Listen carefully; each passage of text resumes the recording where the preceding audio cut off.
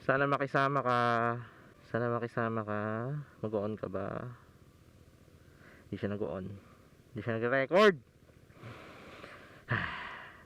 Anyway, start recording. Yun. Yan.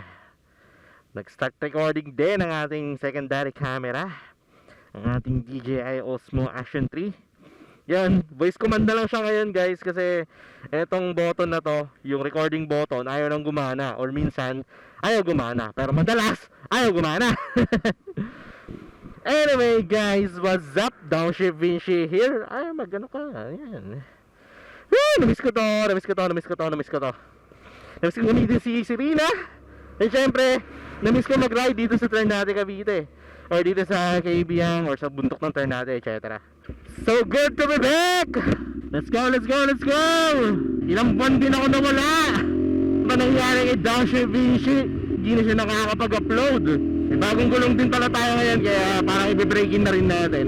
Ano nga ba nangyari kay DSV? Bakit siya biglang nawala? Bakit di na ako biglang nakapag-upload, etc. Sarap mag-lean.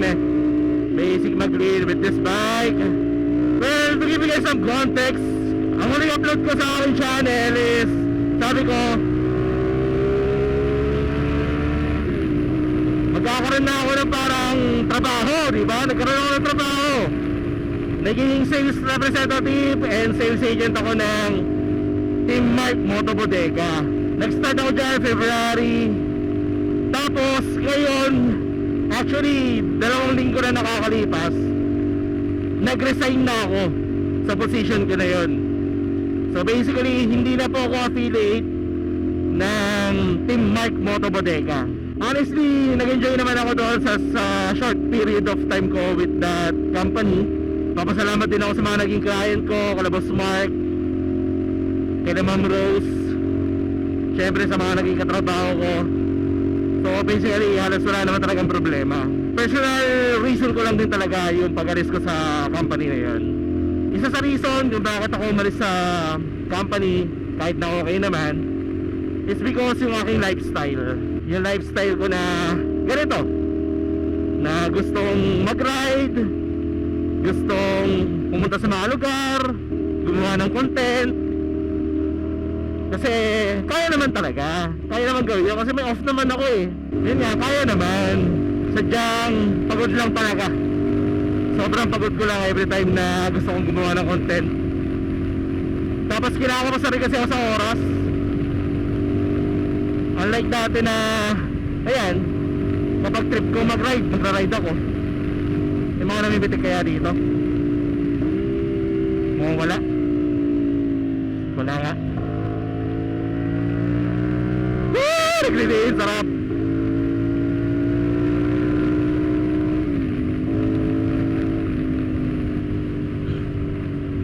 Namiss ko lang yung buhay na hawak ko yung oras ko. Yung buhay na pag gusto ko magpahinga, makapagpahinga ako. Yung buhay na kapag gusto kong lumabas, nakakalabas ako. Yung buhay na dati kong napasanayan. Kaya ayan, yung isang reason kung bakit nag-resign tayo sa company na yon. Tapos syempre factor din yung ating camera na gamit, which is itong DJI Osmo Action 3. Kaya hindi rin ako masyado makapag-vlog, hindi rin ako magawa ng content. Kasi itong camera na to, madalas ayaw niya mag-record, madalas voice command na lang talaga siya. Ang problema, kahit na binu-voice command ko siya, ayaw niya pa rin mag-record. So parang nawalan ako ng gana. Like, may mga times na gusto ko siyang i-content, may mga pangyayari sa buhay ko, may mga biyahe sa buhay ko na gusto kong gawan ng vlog. Kaso itong camera ko ayaw makisama. Pag nagre-record naman, ayun, minsan corrupted. Sana nga itong part na to, itong video na to, hindi corrupted eh. Kasi wala eh, pag nag-corrupt na siya, wala na akong magagawa dun. Naging secondary camera na lang natin siya kasi meron tayong bagong camera ngayon, which is ito ating DJI Osmo Action 6. Yan, yung main camera natin ngayon, DJI Osmo Action 6 na ang gamit natin. Kaya kampante na ako ulit na makagawa ng maraming content maraming vlog. Break-in pa yung gulong ko kaya di pa ako masyado makapag-push. Pero sarap mag-lean grabe. Confident ako.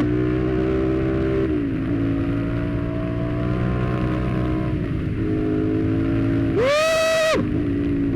Namiss ko to. Namiss ko si Serena, namiss ko mag-ride sa Ternate. Tapos may bagong gulong pa, ang sarap.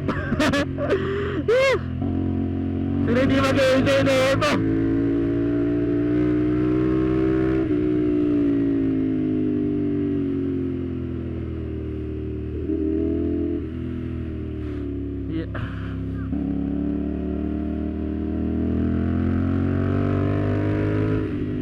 Di na mapagsalita. Natutuwa ako sa bike. Ito yung definition talaga ng sports bike. Pagdating sa kurbadahan, ang sarap gamitin. Yung secondary tunnel ginagawa na. Ano ba ako guys? Hindi ko na alam kung saan na ako naputol Basta yun nga, may bagong camera na tayo ngayon, kaya makagawa na tayo ng maraming content. Sana sibagi na ako kasi namiss ko rin talaga namiss ko rin talaga gumawa ng content.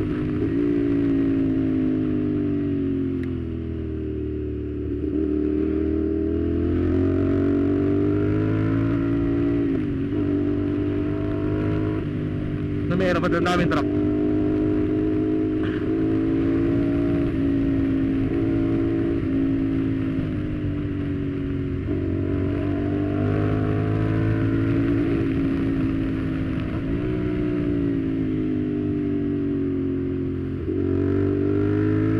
Grabe traction. Ang gamit ko nga pala na gulong ay si Corsa R93. Ano meron? Ba't may ganyan? Oh, may naano siguro. Ay di, nag-i-expand sila. Nag-road widening sila. Kaya ganyan. Corsa R93. Ang size is 120 by 60 harap, and then 160 by 60 ang likod. So medyo mas malapad siya compare sa stock. By the way, yung quality ng camera, tinitimpla ko pa hindi ko pa kasi alam kung tamang settings pero hoping maganda yung quality na mapakita ko sa inyo. Approaching KBM Tunnel. Ay, hindi tayo aruro dito. Respeto natin sa lugar.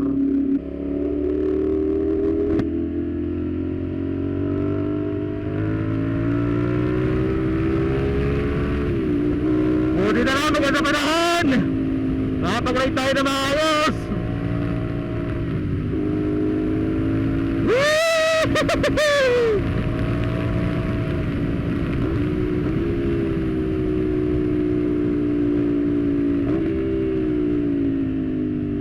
Ang sarap mag-ride. Ever since na nagtrabaho ako, hindi ko na nagagawa to, yung mag-ride ng ganito. Kasi kapos talaga ako sa oras. May mga times na mas gusto ko na talaga magpahinga kaysa mag-ride. Unlike ngayon, talaga nagagawa ko na rin yung isa sa mga gusto ko, which is yung ganito, mag-ride, magmotor.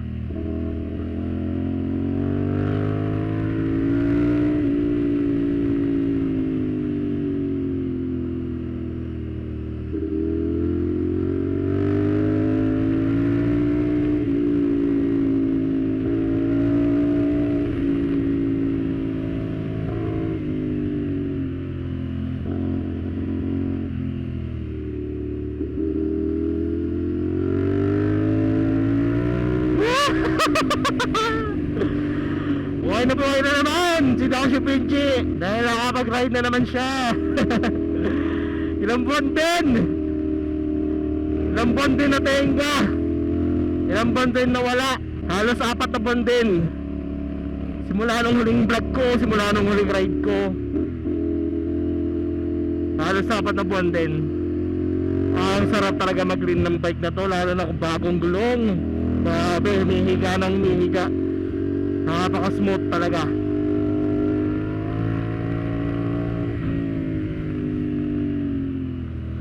Kaso ang pangit na ng kalsada sa part na to eh. Actually dapat nga magmamarilaki ako ngayon.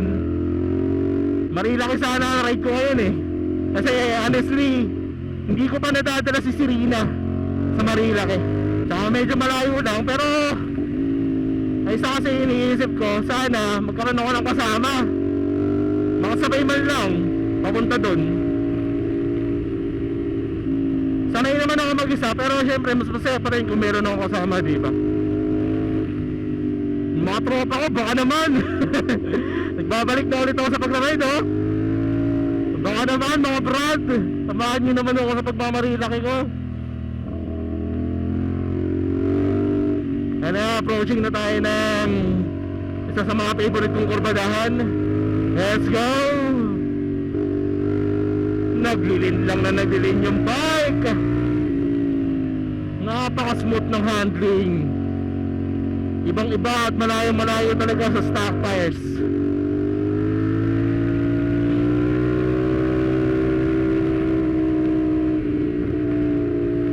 Oh, lin lang na ulit, no?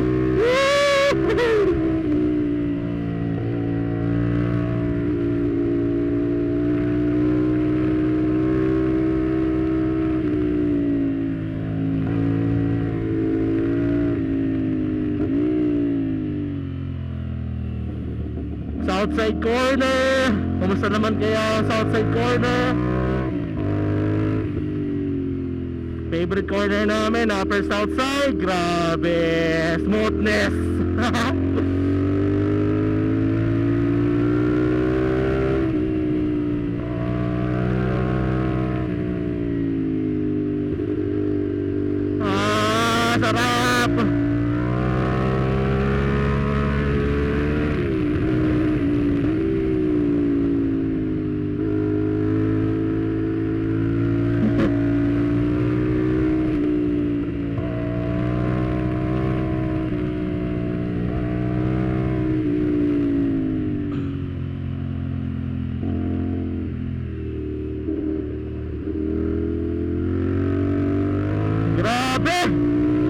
Sunod lang kasi sa gusto kong lin.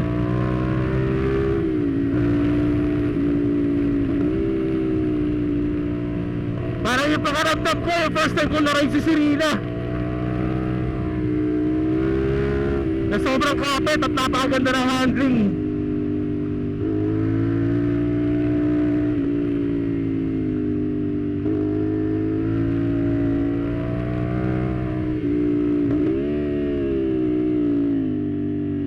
Yung handling niya na pag gusto kong mag-corner, gusto kong mag-lean, binibigay niya sa akin confidence.